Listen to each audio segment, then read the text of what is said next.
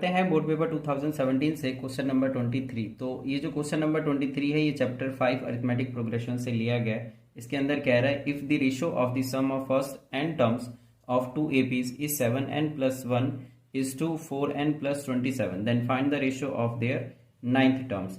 तो सबसे पहले इस क्वेश्चन को सॉल्व करने के लिए हम यहाँ पे लेट कर लेंगे, let a1 and a2 be the first terms and d1 and d2 are the common difference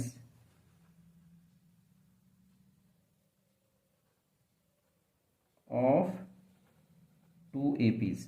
तो दो एपीज के जो टर्म्स है, फर्स्ट टर्म्स है वो a1 और a2 है, और जो कॉमन डिफरेंस है दोनों एपी का, पहले का है d1 और d2।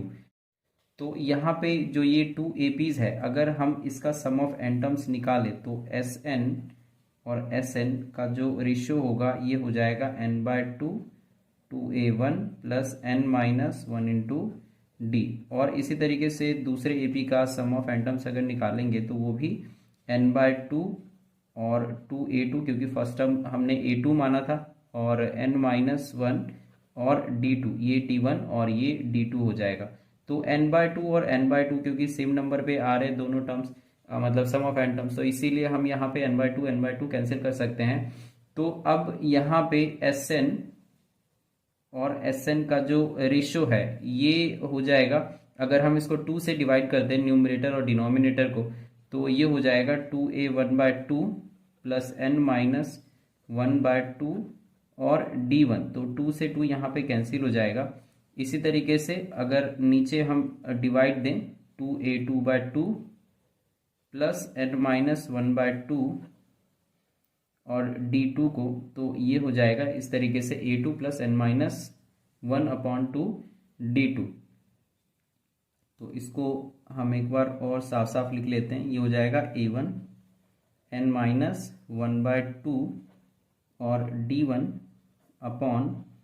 a2 + n-1 d2। तो ये sn आ गया, सम ऑफ एन टर्म्स, इसका रेशियो। तो इस तरीके से इसको हम मान लेते हैं कि इक्वेशन 1 है। लेकिन ये गिवन दिया हुआ है, जो रेशियो है एन टर्म्स का, सम ऑफ एन टर्म्स, ये है 7n + 1 और 4n + 27, और इसको हम इक्वेशन 2 मानेंगे क्योंकि दोनों सेम है, इसीलिए हम इस दोनों को इक्वल रख सकते हैं। तो हम यहाँ पे लिखते हैं फ्रॉम फर्स्ट एंड सेकंड, जो a1 + n-1/2 d1, और जो इसके साथ रेशियो है a2 + n-1, यहाँ पे एक्चुअली 2 है, तो n-1/2 d2, और 7n + 1 और 4n + 27। तो फर्स्ट और सेकंड से ये दोनों इक्वल हो गए। तो अगर हम इसके अंदर अगर an देखें, जो nth टर्म है, जैसे कि यहाँ पे a1 + n-1 × d1, ये फॉर्मूला होता है an का। लेकिन यहाँ पे जो an है, जो ये an है, यहाँ पे a1 + n-1/2 d1 दिया हुआ है। तो इसको अगर हम लिखें an = a1 + n-1/2 और d, और इसको अगर हम कंपेयर करेंगे नाइन्थ टर्म से, क्योंकि यहाँ पे रेशियो निकालना है नाइन्थ टर्म का, तो ये हो जाएगा a1 + n-1, मतलब 9 - 1 d। तो जो n-1/2 है ये 9 - 1 के बराबर हो जाएगा, जो कि होता है 8। ये n-1 है, तो इस दोनों को अगर हम कंपेयर करेंगे तो ये हो जाएगा n-1/2 = 9 - 1 8। तो इसको अगर हम सॉल्व करेंगे तो ये आ जाएगा 8 × 2 = 16, और -1 जब इधर आएगा तो n = 17 हो जाएगा। तो n = 17 आ गया। तो अब इस n इज इक्वल टू 17 को अगर हम इस इक्वेशन के अंदर पुट करें तो ये हो जाएगा, इसको मान लेते हैं कि ये थर्ड इक्वेशन हमारा है। तो putting n is equal to 17 in equation 3, तो ये हो जाएगा a1 प्लस n माइनस 1 मतलब 17 माइनस 1, तो ये हो जाएगा 16 और 2 से अगर हम इसको डिवाइड देंगे तो ये हो जाएगा 8d1। इसी तरीके से जो नीचे होगा ये हो जाएगा a2 plus 8d2 is equal to, अब वही चीज जो यहाँ पे 7n प्लस 1 है तो n में भी हम यही चीज रिप्लेस कर देंगे।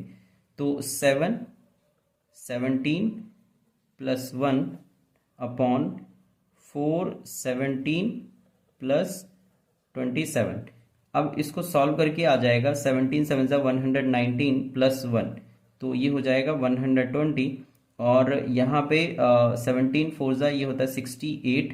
68 में अगर हम 27 ऐड करेंगे तो ये हो जाएगा 8 और 7 15 और 1 995।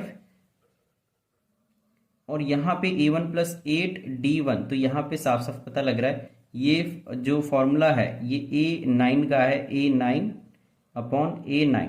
तो a9 और a9 मतलब नाइन्थ टर्म का ये रेशियो है, क्योंकि a9 तो a1 प्लस n माइनस 1 मतलब 9 माइनस 1 करेंगे तो ये 8d1 आ जाएगा। तो इसीलिए हम इसको a9 लिख सकते हैं और नीचे को भी a9 लिख सकते हैं। तो इधर जो नाइन्थ टर्म का जो रेशियो है ये 120 अपॉन 95 आ गया। अगर इसको हम कट करेंगे तो 5 से अगर इसको कट करेंगे तो ये आ जाएगा 19 5 और ये आ जाएगा 24 5 120। तो जो नाइन्थ टर्म का जो रेशियो है ये आ गया 24 अपॉन 19, तो यहाँ पर यही हम लिख देंगे 10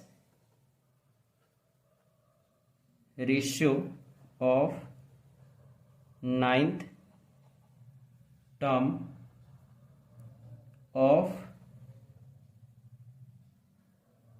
not both two APs is 24:19 और ये हमारा आंसर हो जाएगा।